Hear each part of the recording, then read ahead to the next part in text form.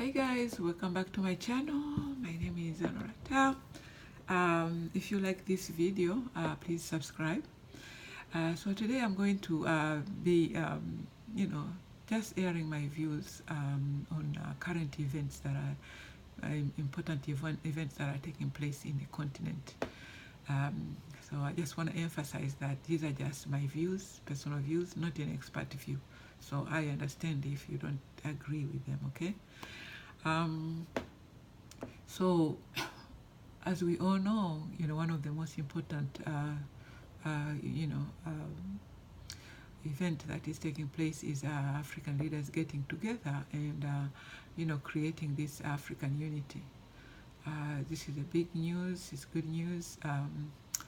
So actually, personally, about 25 years ago, I wrote an article and posted it in Daily News. And in this article, I was talking about, why it is very important for African countries to get together and work as a unity. Now, historically, historically, we all know that our founding father, one of them being Dr. Kwame Nkrumah. We also know we also know that Mwalimu Kambarage Nyerere. They were all big champions of African unity. But of course, unfortunately, for whatever reasons, the unity never took place. I guess it was a work in progress. Because recently we just heard from Dr. Arikana Chiombori, and she's saying that now African leaders have come together and they are creating this African unity. They are working towards creation of African unity. The borders are being taken out, and maybe creating also working towards having one passport. And we also actually want to commend President Kagame for being a champion of intra-African trade, because I know this will also pave a way towards African economic prosperity. So good news are happening in Africa, and we are also happy. So one of my questions, I guess, is who is going to be the leader of this United African? Okay, I mean, I know this might be sending some chills to some of the leaders, because I'm sure some leaders might not be happy about relinquishing their leadership. But I mean, like I said, I don't know what is being decided in the front, African unity. I guess maybe it doesn't have to be that way. We may have one leader or a couple of leaders on the front, but still have different leaders, in the countries, in African countries. But in any case, I think we need to have a strong united front with one voice. I would like to see that we have one broadcasting station for African broadcasting station, just so that you can control what you want out there. You can also inform the public what you are doing. Because as you know, say if you come to the United States, you see that they have, CNN. They have so many, of course, broadcasting channels, but at least you have to have one which is authentic or which is at least acceptable. Of course, I know that they're talking of fake media, but as far as we are concerned, we understand that CNN is one of the national broadcasting media for United States. For United Kingdom, you have BBC, but when you come to Africa, we don't have one broadcasting station for African unity. Okay, maybe we have broadcasting stations for different countries, but as a nation or as the African unity, and I'm sure these are some of the reasons that we need this African unity. it's very, very important that we have to have one broadcasting station. This way you can control what you want out there. Uh, I mean, of course, people will always broadcasting. We have social media. We have people will say whatever they want, but you also, I think, African people have a right to know what is going on in the African unity. What is the agenda? What is the agenda for their lives? Okay, because when you don't have this, then you are allowing everybody to say whatever they want. I mean, it's a common knowledge to hear stuff like Africa is characterized by poor leadership. Africa is characterized by corruption. Africa is characterized by puppets. Africans cannot lead. I mean, I'm sorry to say that, but that's a fact. That is how Africa is known. But I'm sure that where we are going, these things are changing. And again, that's a more reason why we should have that one united front, so that we'll be able to combat some of these narratives. Okay, so actually, Africa no longer have a luxury of poor leadership, because with globalization, any nation can come in and take over and do their thing and do what they want, as long as they feel like they are doing the right thing, and the general population is benefiting from what they are doing. That is, I think, the agenda of globalization. And so, if we don't want to see that Africa is being taken over by other nations, it's very important that Africa come together and have this strong front. So African leaders, they have responsibility of leading justly and making differences in social and economic lives of Africans. Africa should not tolerate mediocrity leadership.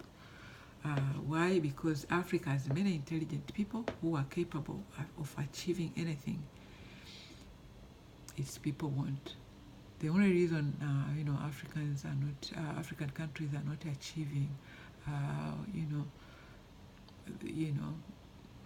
their high potential, partly because we don't have we are not putting our best on the seats. We have so many people who could make a big difference in African lives, but they are not getting the opportunity, because of the current operating conditions, and that is what needs to change.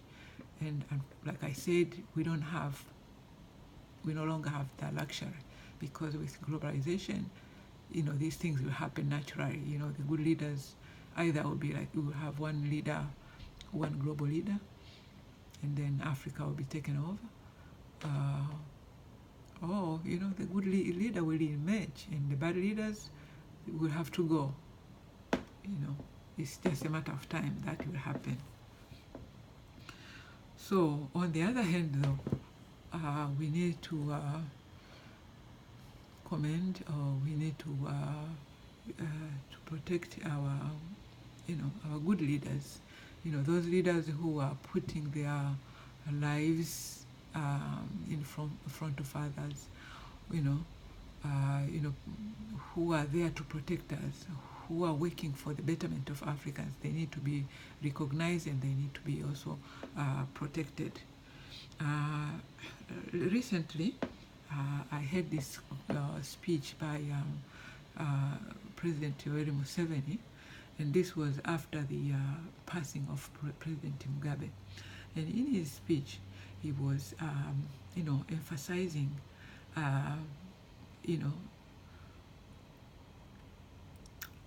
of recognizing our freedom fighters, efforts that was put forward by some of our freedom fighters, and one of them being Mugabe. And he said that we should not take for granted what we have. We should not take for granted the freedom that we have, because there are some other population which did not have that opportunity. We know that there are some population which were wiped out or were so marginalized to a point where they kind of not exist. He gave examples of Native Indians, American Native Indians, who were marginalized or maybe almost wiped out. He gave an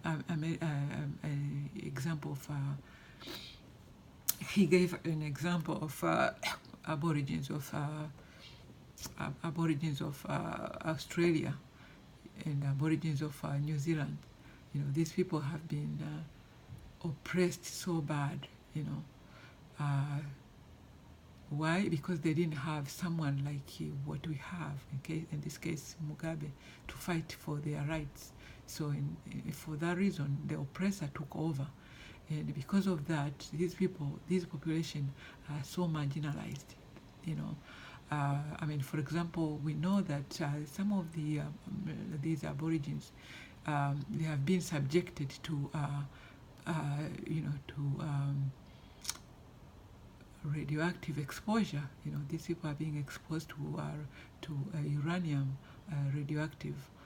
Okay, so they live in places where radioactive waste is being, released in their water. So what is going to happen? What is happening? These people are going to die of cancer. So things are like that are happening, and one of the reasons is because they didn't have good people to fight for them. So I guess one thing that President Museveni was trying to tell us is, do not underestimate the power of our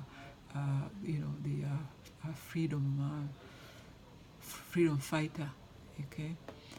Because what we have should not be taken for granted.